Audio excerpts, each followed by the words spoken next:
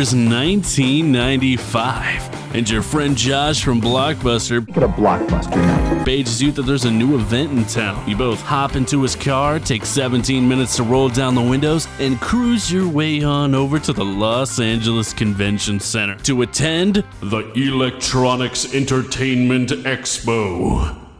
Look at that logo. Coming at you with a number block from preschool. Just wait till I bust out the speaking spell. 95 was the first in the annual E3 events, where everything gaming related is unveiled and shown off to the world. Before this, companies would just sit outside CES and a few other conventions kind of just yelling at people about, I don't know, Ninja Commando's release or some shit. I would know all about this, considering I was born several years later. Right out of the gate, the first E3 fostered one of the greatest moments in gaming history. Sega launched the Saturn on day one of the expo with the price of $399 USD, unveiling that it was available that same day. Afterwards, Steve Race from Sony takes his stand at the podium and prepares his speech. $299. I believe this is what the kids refer to as a Poggers Gamer moment. E3 would be held as the biggest event in gaming annually from then on. Companies would announce their consoles, games, and show off studios they bought that year. This conference brought about so much news, there was no help but getting hype every summer around when it happens. Nearly every single E3 is filled to the brim with great moments. You're breathtaking. My body is ready. It's spooky. All of this just works. It's not, I'm not kidding. Each one would spark conversations. From the new announcements to memes, hell, people even grade the conferences. It's the singular moment in time where everyone is on the same topic. Everyone is filled with this giddy, and we all can look forward to what the year has in store for us. So why am I gushing over this big marketing expo? I mean, wouldn't just a random trailer drop suffice? Look at Call of Duty. If they change their Twitter banner, people go wild.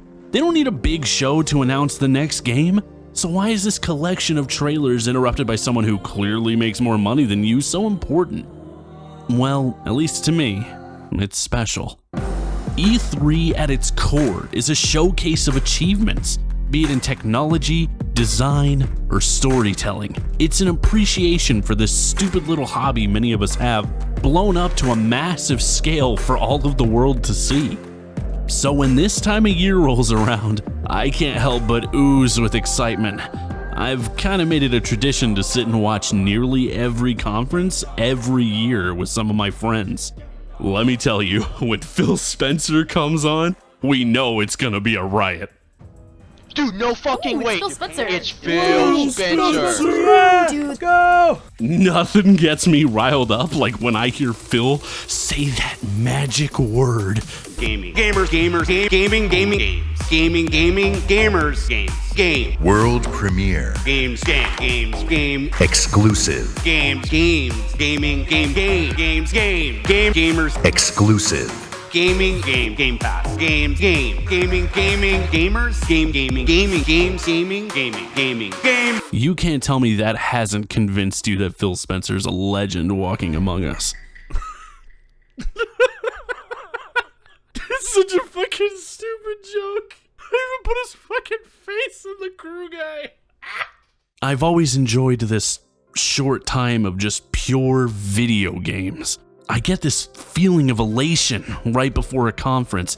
And hell, during it, I'm like, Mom, get the camera. Video games are tight as fuck. all of this began to feel like a celebration of Gaming. like this big old parade of bullshit where you can stop by and get a dose of serotonin for the road. Oh, and don't forget to check out Beyond Good and Evil 2 on your way out.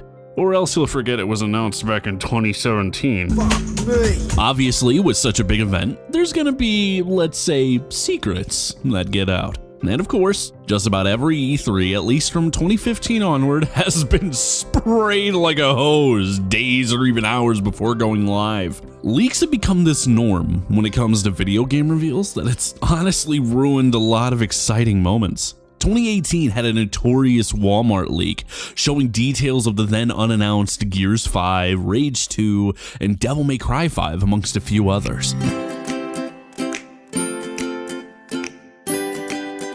Oh no, I'm so sorry. It appears there was a glitch. Yeah, fucking right! I remember this shit was like a minefield on social media. Everyone was posting about it. Hell, even articles were written by all the big name outlets. And sure enough, when 2018's E3 came around, those games were announced. Leaks were one of the first steps into how E3 began changing. It's really hard trying to write this next bit, because I know I still love this stupid expo. Hell, Summer Games Fest just happened, and I'm so excited for so many of the titles in that, you have no idea. But it seems every year, be it a little before and definitely afterwards, there's this negativity towards E3. I don't know exactly when it started forming, but recently I've noticed more talk about how an increasing number of people think it's irrelevant, which I completely disagree with, by the way. But ever since the cancellation of 2020's E3 due to reasons I think we all understand, there's been a shift in how we've been given these reveals. Obviously, Nintendo's been doing their multiple directs a year, and PlayStation appears to be following in their steps with their own version, State of Play. It seems this new, shorter, spoon-fed over time approach is what will ultimately take over from the Expo format. And it's not like I'm saying those are worse. Throughout the year, updates on what to expect is awesome, and gives this transparency between developer and player that is needed. But I feel the sudden abandoned ship is doing a disservice to the expos of old. We've gained so many exciting moments from the live shows of E3 that the clean and sterile environment these announcement videos have feels so disconnected in comparison. Everything seems to be moving towards this neatly packed little present with perfect wrapping and a beautiful bow on top, where you can tear away each layer and get to the surprise inside, which is boxed in clearly labeled packaging so you can be excited at first glance. But not every present is wrapped well. Sometimes it's just sitting there with the From Santa sticker slapped on it, so the moment you look, it's all you can think about. Or it's just hidden away, not wrapped at all, waiting for your parents to hand it to you when everything else is unwrapped. Or be like my sadistic sister and wrap up several things separately and put it in a bigger box and wrap that, then wrap batteries and hide those underneath everything else, but you need the batteries for one thing in the original group in the bigger box. I don't know about you, but I'd take the uniquely presented presents over a perfect little package any year. Because I'd rather have something and remember when or how I got it over just getting something. Even the torture my sister made me go through is miles better than buying something at a store. E3 is that ugly present. It's not wrapped neatly. There might be some stuff you don't want, but overall you will remember it. I don't care how many people complain about it, the dumbass Just Dance sections of every Ubisoft conference ever are unique and different from what everyone else is doing. And I remember that every single time I see Just Dance in a store. Or the time the creative director of Trials Rising just straight up ate shit right on stage for a bit. Or when this guy from Microsoft showcased the Kinect the only way it could have been. Well, bam! There it is. I liked this near mess of a show we got every year. It felt like this celebration of gaming, one we all could look forward to. However, it seems E3 is on its last legs, making an awkward transition into a pretty bow for us to watch unwrap. E3's changing, and I'm gonna miss it.